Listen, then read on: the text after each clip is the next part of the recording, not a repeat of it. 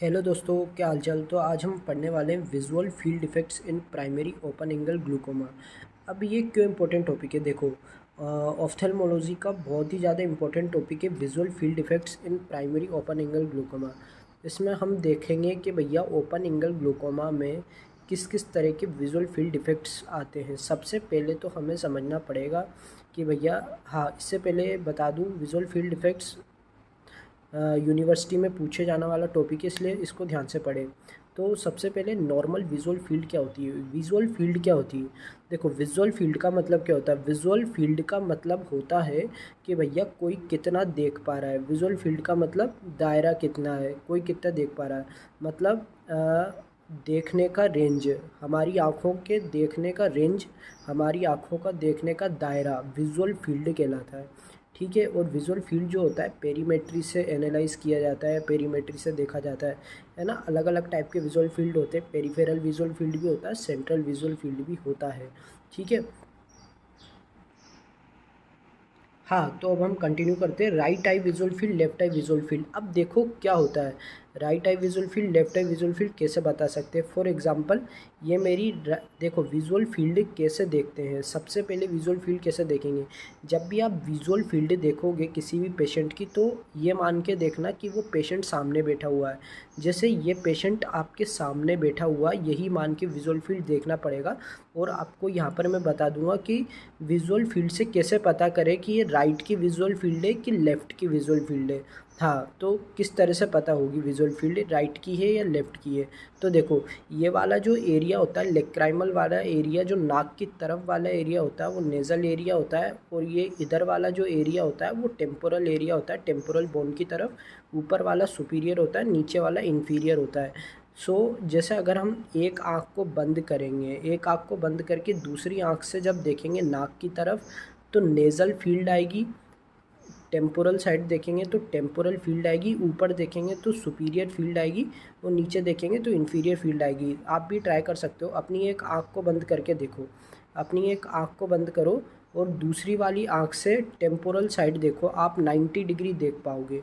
Nasal side देखोगे तो आप 50 डिग्री देख पाओगे। सुपीरियर देखोगे तो 50 डिग्री, इन्फीरियर 70 डिग्री देख पाओगे। तो maximum visual field temporal side देखी जा सकती है ना।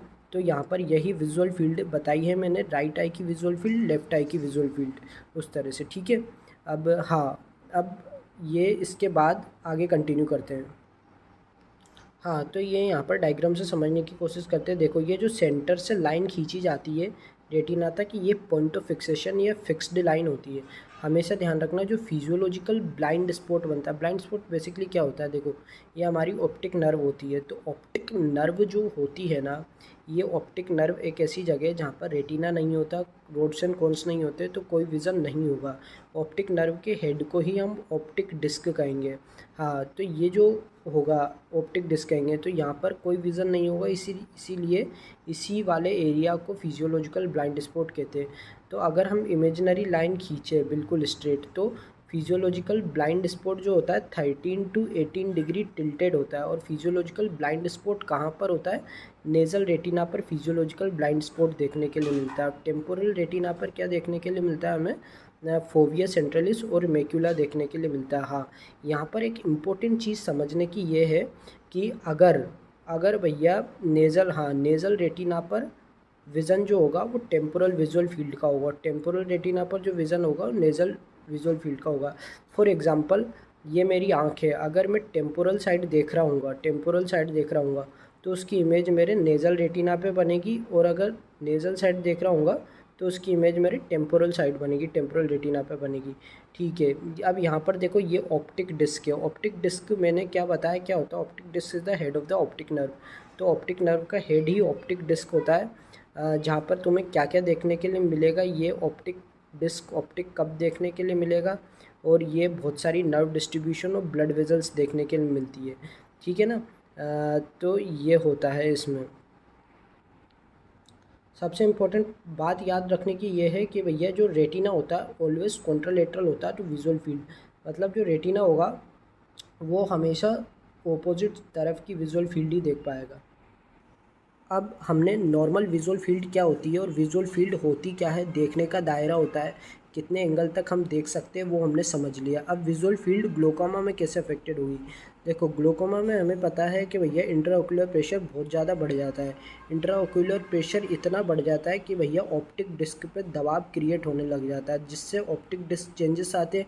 ऑप्टिक डिस्क चेंजेस आने की वजह से विजुअल फील्ड डिफेक्ट्स क्रिएट होते हैं, क्योंकि भैया अगर सिंपल सी बात है, ऑप्टिक डिस्क में चेंजेस आएंगे तो रेटिना अफेक्टेड होगा, रेटिना अफेक्टेड होगा तो उनकी ऑपोजिट विजुअल फील्ड भी अफेक्टेड होगी, तो विजुअल फील्ड डिफेक्ट्स देखने के लिए मिलेंगे। अब यहाँ पर ये नॉर्मल ऑप्टिक डिस्क और ग्लोकोमेटस ऑप्टिक डिस्क समझाई गई है। तो देखो नॉर्मल ऑप्टिक डिस्क क्या होती है। देखो ऑप्टिक डिस्क का जो सेंट्रल वाला पार्ट होता है ऑप्टिक कप होता है, और ये ऑप्टिक डिस्क होती है। दोनों के बीच की जो रिम होती है वो न्यूरो रेटिनल रिम कहते हैं। नॉर्मली ऑप्टिक डिस्क कैसी होती है। देखो नॉर्मली ऑप्टिक डिस्क में ब्लड वेजल्स उसके थ्रू होकर पास कर रही होती है, और नॉर्मली ऑप्टिक डिस्क में जो ऑप्टिक कप और ऑप्टिक डिस्क का जो रेशियो होता है वो 0.3 से 0.4 होता है ना। अगर ये रेशियो बढ़ जाता है, यानी ऑप्टिक कप जो है अगर बड़ा हो जाता है ना, तो फिर ग्लोकोमा में होता है, तो ग्लोकोमेटस कंडीशन होती है। ग्लोकोमा में क्या होता है, सुपीरियर और इन्फीरियर के नर्व फाइबर्स का डिस्ट्रक्शन हो जाने की वजह से ये जो ऑप्टिक कप है ये बढ़ जाता है, क्योंकि सुपीरियर और इन्फीरियर नर्व फाइबर्स डैमेज हो रहे हैं तो ऑप्टिक कप का रेंज बढ़ रहा है, ऑप्टिक कप वर्टिकली एनलार्ज हो रहा है, ऑप्टिक कप ओवल हो रहा है। तो इस कंडीशन में कप का साइज़ बढ़ रहा है एज़ कम्पेयर टू डिस्क। तो नॉर्मल सी डी रेशियो 0.3 से 0.4 नहीं रह के नॉर्मल सी डी रेशियो अब एबनॉर्मल हो गया है, अब 0.6 हो गया है, तो ये ग्लोकोमा की कंडीशन है। ठीक है भैया। अब ग्लोकोमा में क्या क्या होता है। देखो नर्व फाइबर्स की एट्रोफी हो जाती है ग्लोकोमा में, कपिंग होती है ग्लोकोमा में, कप का साइज़ बढ़ जाता है ग्लोकोमा में। नॉर्मली आर्टरीज इस तरह से जा रही होती है, ग्लोकोमा में आर्टरीज थोड़ा एक टर्न लेके जाती है, इसको हम बेयोनेटिंग साइन कहते हैं, है ना। बेयोनेटिंग साइन क्या होता है, आर्टरीज ऑप्टिक कप से टर्न लेके जा रही है, इसको बेयोनेटिंग साइन कहते हैं। ठीक है भैया। हाँ, तो हमने ऑप्टिक डिस्क के चेंजेस पढ़ लिए थे, ग्लोकोमा से होने वाले ऑप्टिक डिस्क के चेंजेस पढ़ लिए।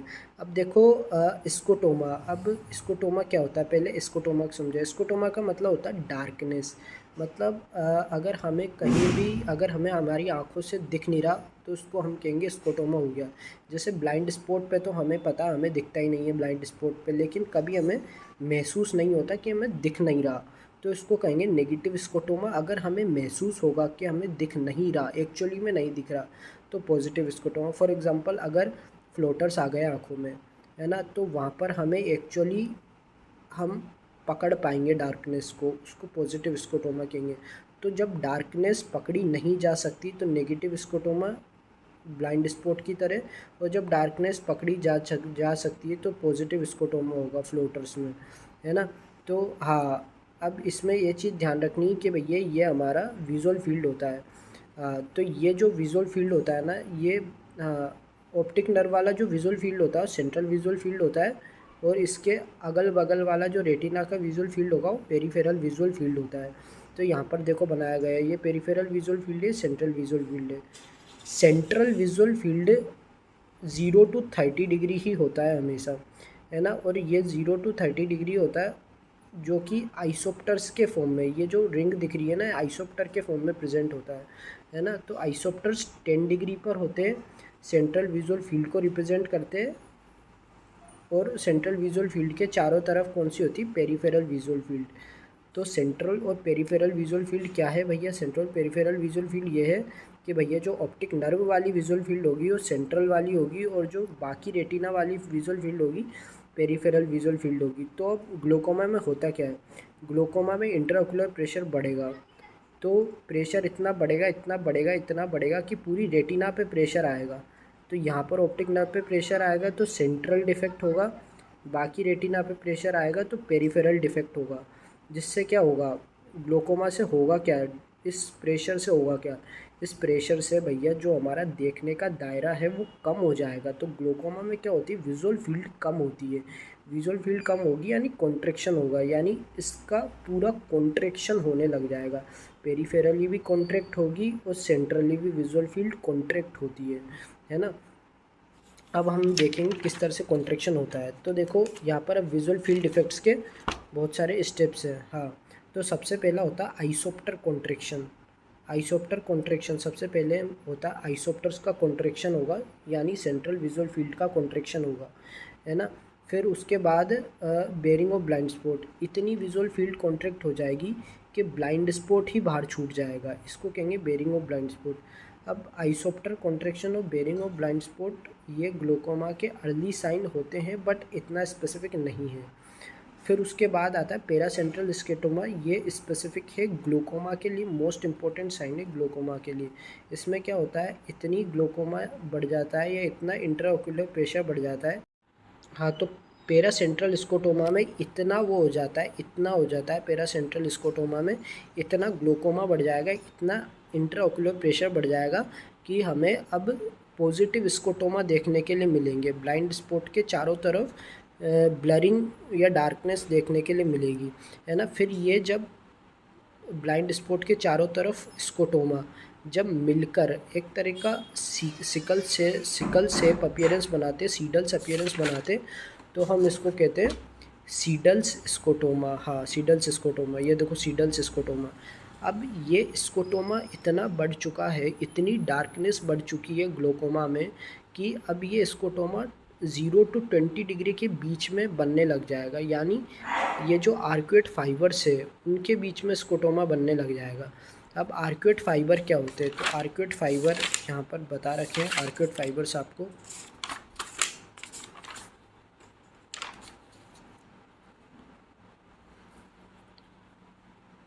देखो, आर्क्वेट फाइबर का क्या मतलब होता है। आर्क्वेट फाइबर का मतलब यहाँ पर बता रखा है, हाँ, ये देखो, ये जो ऑप्टिक डिस्क है यहाँ पर ये जो फाइबर्स होते हैं ये आर्क्वेट फाइबर्स होते हैं, तो 10 to 20 डिग्री के जो फाइबर्स होते हैं आर्क्वेट फाइबर्स होते हैं, इसी को जेरम्स एरिया कहते हैं। तो यहाँ पर अगर अगर जेरम्स एरिया में स्कोटोमा बनता है तो जेरम्स स्कोटोमा कहेंगे उसको, है ना। हाँ, तो अब ये जेरम्स एरिया जो होता है नेज़ल फील्ड के लिए बहुत सेंसिटिव होता है, तो जेरम्स स्कोटोमा में सबसे ज़्यादा नेज़ल फील्ड अफेक्टेड होती है हमारी। कौन सी फील्ड अफेक्टेड होती है, नेज़ल फील्ड अफेक्टेड होती है। फिर इसके बाद डबल आर्क्वेट स्कोटोमा होता है। डबल आर्क्वेट स्कोटोमा में अब स्कोटोमा इतना बढ़ चुका है कि सुपीरियर और इन्फीरियर आर्क्वेट फाइबर्स दोनों में स्कोटोमा होने के कारण डबल आर्क्वेट स्कोटोमा। अब ये टनल विज़न कब होगा, जब स्कोटोमा या डार्कनेस इतनी बढ़ जाए, ग्लोकोमा इतना बढ़ जाए कि सिर्फ हमें टनल ही विजिबल हो, तो ये टनल विज़न होता है। तो और लास्ट में टेम्पोरल विज़न। तो ये पूछा गया है नीट में कि सबसे ग्लोकोमा में सबसे ज़्यादा पहले कौन सी फील्ड अफेक्टेड होती है, नेज़ल फील्ड अफेक्टेड होती है, सबसे लास्ट में ग्लोकोमा में कौन सी फील्ड अफेक्टेड होती है, टेम्पोरल फील्ड अफेक्टेड होती है। तो यहाँ पर हमने देखा कि भैया जैसे इंट्राओक्यूलर प्रेशर बढ़ता है ओपन एंगल ग्लोकोमा में, तो धीरे धीरे वो प्रेशर कहाँ तक जाता है, वो प्रेशर बढ़ के और फिर रेटिना से वो प्रेशर पड़ता है, ऑप्टिक नर्व पे प्रेशर पड़ेगा, तो वहाँ पर सेंट्रल और पेरिफेरल डिफेक्ट्स दोनों देखने के लिए मिलेंगे। वो सेंट्रल और पेरिफेरल डिफेक्ट वहाँ पर देखने के लिए मिलेंगे, तो ऑप्टिक डिस्क अफेक्टेड होगी, ऑप्टिक डिस्क पर दबाव पड़ेगा। ऑप्टिक डिस्क अगर अफेक्टेड होती है तो उसके कोरिस्पोंडिंग जो भी विजुअल फील्ड है वो भी अफेक्टेड होगी। अब विजुअल फील्ड कैसे अफेक्टेड होती है ग्लोकोमा में, वो हमने देख लिया। देखो, सबसे पहले क्या होता है, धीरे धीरे आइसोप्टर कॉन्ट्रैक्शन होगा, सेंट्रल विजुअल फील्ड कॉन्ट्रैक्ट करेगी, फिर इतनी ज़्यादा विजुअल फील्ड कॉन्ट्रैक्ट करती जाएगी कि भैया स्कोटोमा का फॉर्मेशन हो जाएगा, डार्कनेस हो जाएगी। एक समय ऐसा आ जाएगा ग्लोकोमा में जब हमें बिल्कुल दिखना बंद हो जाएगा, टनल विज़न हो जाएगा।